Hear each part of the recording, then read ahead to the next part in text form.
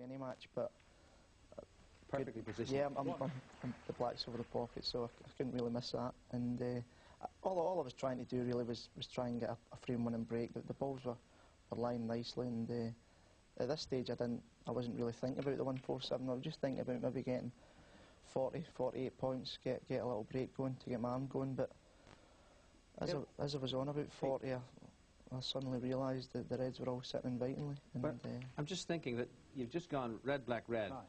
And as I've said, I think the 5th and 6th shots that you actually played in this frame, you haven't actually, you said get your arm going, but you haven't actually been cueing very much at all at this point. Yeah, that's right. Obviously, it doesn't matter how much practice you put in.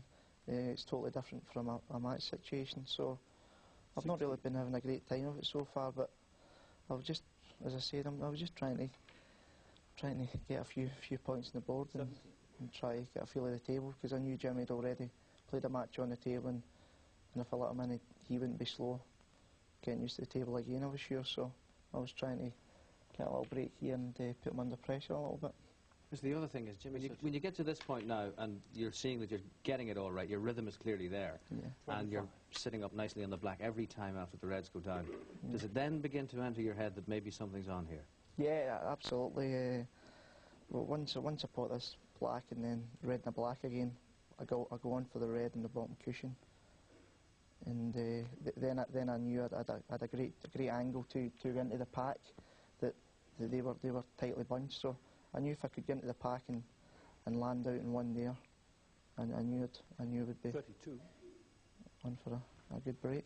Tell the real amateur snooker players among us, how many shots are you ahead at this point in your mind? I don't think you need to be too far in front. I think maybe 2 or 3 shots in front. I don't think if people say there's 7 and 8 shots in front now, that's a lie, because you can't tell what's going to happen in 7 shots time, but you can see in your mind about 2 or 3 shots in front what you're trying to do. And I think it was after I pot this red, I had a perfect angle in the black to split into the 4 reds directly under the pink. So it's a tough one. Well, no, 40. No, not really. That's the word number 1 talking about, because we've seen a few today and other days missed them from that kind of... Oh yeah, I mean, I've missed them before, I'm sure, but no, you shouldn't really miss that shot. I'm glad to hear you speak with such confidence. Now where are we in this break, and where are you in your mind at this time?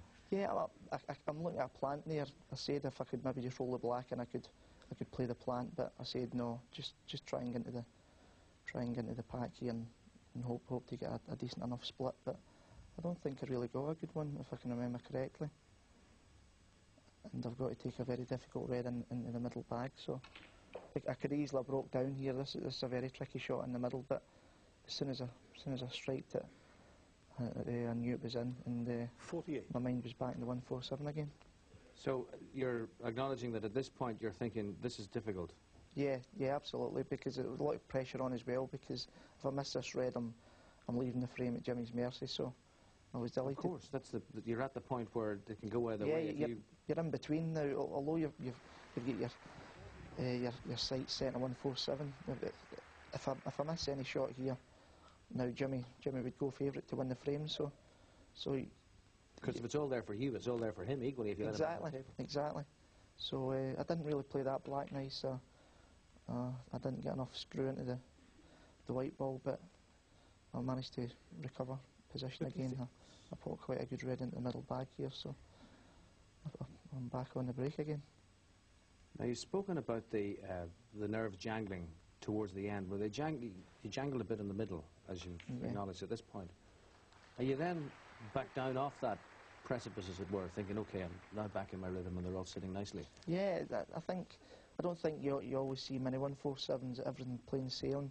There's always got to be about 2 or 3 shots that the player is to play really well, and I managed to put a good long red into the top bag here, because this is the red, I think, to win the frame, so there's a little bit of pressure on it just to win the frame really, but as soon as I pot this red, now I'm definitely going for the 147 from here on in.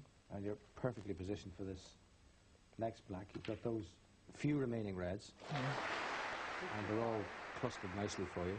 Yeah. And I suppose you're thinking in your mind at this point, all I have to do is maintain my rhythm, maintain... Exactly. Although the nerves are going, you shouldn't really miss a straightforward shot, which all the balls really are there. They're all set straight forward, so you've just got to, I suppose, rely on a little bit of technique and rely on the hours of practice you've been doing in the club, and you should win me a good chance of doing it. But every shot's difficult under that pressure out there, especially in front of the packed crowd. And you can't be unaware that their expectation is mounting all the time. Exactly. There's some people shouting out, "Come on," and there's other people telling them to shut up, and it's quite funny, really. But no, they were great. It was a great atmosphere to actually do it in there. Talking about other sports, and they say that a batsman in cricket who's been in for a long time sees the ball like a football because he's so into his rhythm. Does it get a bit like that with you when you're at this point in a break? Are you full of confidence now? Yeah, I was full of confidence here. I roll the black in off 2 cushions here, and I laid myself a nice red in the middle bag, which it is hard under the pressure, but I was feeling very confident at that point, so I fancied knocking this in and screwing back for the black, and I managed to do it quite well. But taking your point, yeah, I suppose it would be different if it was maybe halfway through the match and I was on for the 147. You'd be feeling a lot more confident, but with it being only the first frame, you're still not used to the cushions, or you're still not used to the bed of the table, and there was a couple of tricky shots I thought I would be facing. Yeah, because it is a different table. It's your first time on it in a competitive situation. Yeah. And I don't think we should overlook that the whole business of doing this in the first frame of your first match puts the whole thing onto a totally different level. Oh yeah, I mean it's unbelievable break to actually do when you're first going visit to the table. But I played a bad shot there. I get too much into the white ball, and I've left myself a tricky red into the middle bag, and I managed to pot the red, but then I go too close to the cushion. I'm just trying to dig into this a little bit more than what I actually do. I don't catch it well enough, and my white's over near the side cushion. Plus it was straight, so all I've really tried to do here is if I screw it off. If I screw it off too far, I'm going to land myself on the side cushion, and I wouldn't really have a shot to go on the black. So I could play that another 100 times there, and I wouldn't land as perfect as I did there. So from here on in, I'm perfect. So I just try to stun this red in and screw back a little bit to leave myself at a plain ball black. All we really have to do with the black is pot it and come off the bottom cushion and go up the right side of the pink there. But I don't get into the red now good enough, and I've got to come off 2 cushions. This was a difficult shot. I've got to come off 2 cushions and play it perfect for the yell, and luckily enough for me, as I said, if I had that another 100 times, I don't think I would play it as well as that again. So was that the shot of the break? That was a shot that's actually won me. With the colours being on their spots here, you should never have a miss from there. But the old nerves were certainly going at this stage. As you say, when they're all in their spots, there shouldn't be. Exactly. You do this hundreds and hundreds of times on the practice table back in your club, and you shouldn't really miss. But now they never come easy, and I pot the brown, then I pot the blue, but I don't come off the bottom cushion far enough for the pink, and all I can really do is drop the pink in and leave myself a very difficult black. So this was a shot. I don't come off the bottom cushion far enough. I suppose if you're going to claim £27,500 and a share at least of the 3,000 for the top break in the tournament, you've got to give yourself something difficult to do. Well, you don't really want now too many difficult shots here, but all you should really do there is not land below the pink. Always land above it, because it'll be quite easy to go on the black. But all I can really do here is just roll the pink in and leave myself a very difficult black.